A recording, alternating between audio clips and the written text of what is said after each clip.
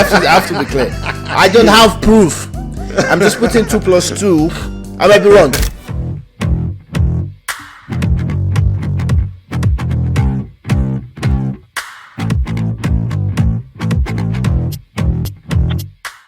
A week ago, 2 weeks ago, presidential election happened, and Donald Trump won and is now the new 46th president.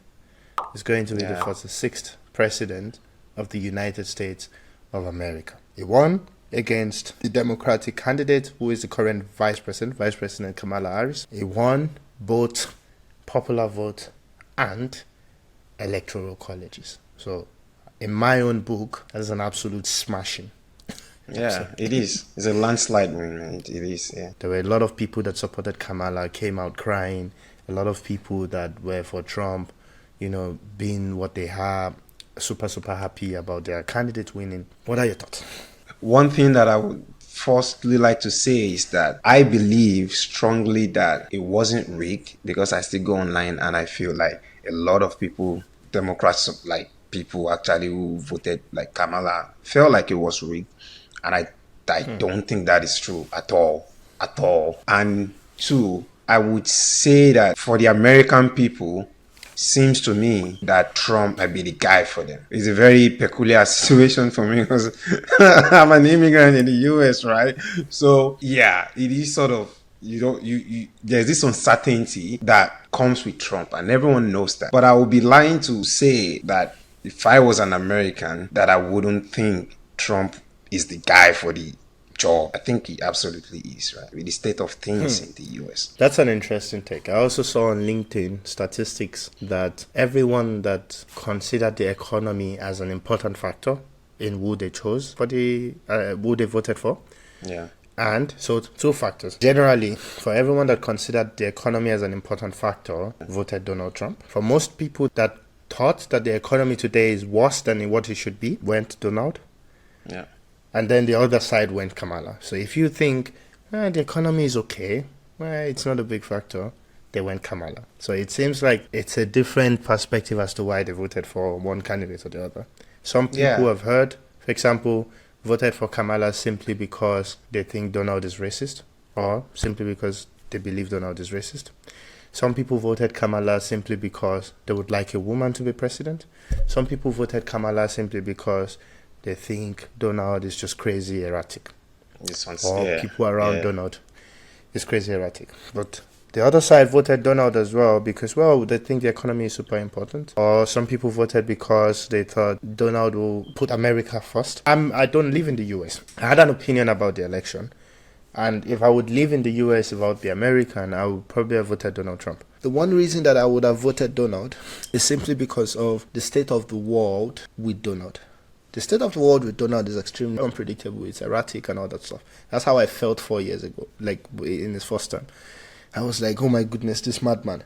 Oh my goodness, he has said this. But the outcome of him behaving that way created an equilibrium in the world that I did not realize at the time. Withdrawing American troops, not starting any new wars. This is so unusual for an American president. Because the military industrial complex and how much money you could potentially make by starting a new war as a president, it's unbelievable. Do you see Joe is doubling down? He's doubling down now on Ukraine and Russia one. And I'm thinking, this is what pisses me off. And that's the next point I wanted to make. Now, a Democratic guy, this old guy that is about to go off, looked at Russia-Ukraine situation, was involved from the beginning to ensure that it escalated. And, it became a war that we all need to stop. We absolutely need that Russia goes back to Russia and Ukraine retains himself. We need that to happen. And Donald took it as one big topic in his campaign conversation. I'm going to bring them back to the table to negotiate. Joe Biden and Boris Johnson at the time literally prevented a negotiation from happening. In fact, there was a negotiated agreement that they prevented from being implemented. So they, for some reason, have an incentive to keep the war going. And you would think that Donald coming in now saying, that's my first order of the day. On day one, I get Putin and Zelensky back to the table because we need to stop this. Let's not be emotional. The point is we need an outcome. And this is the point that I'm making about Trump. In this first tenure, it was all over the place. But the outcome was, for me as an international, American troops back home and no war started. That's how I'm picturing it. Again, within the fatal flaw of democracy. And he's saying this is what I would do on day one. For me, as someone living in Germany, big win for me. Big win for me. Right? Let's get Ukraine safe again. Let's get that to happen one way or the other. And he's saying that's what I would do. And Joe Biden goes, few days ago, now you can use American missiles against Russian troops. It's about to leave. This should tell you something. He's about to get his last money grab. I hope no. So let me say this again. I don't know this for a fact. It looks to me. I have to be clear. I don't have proof. I'm just putting 2 plus 2.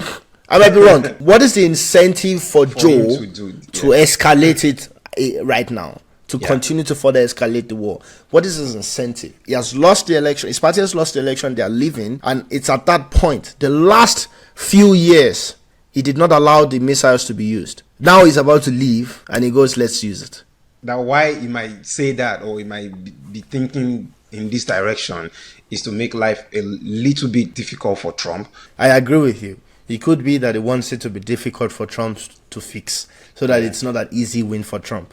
But it could also be his last opportunity to grab some money, because even before he became president, there was already some scandal, Ukraine scandal with Biden's son.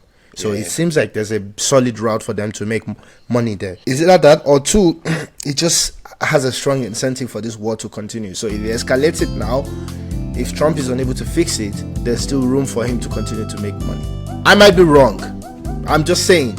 This is extreme conspiracy theory, guys. But tell me in the comment section what you're thinking. And if I'm wrong, please call me out.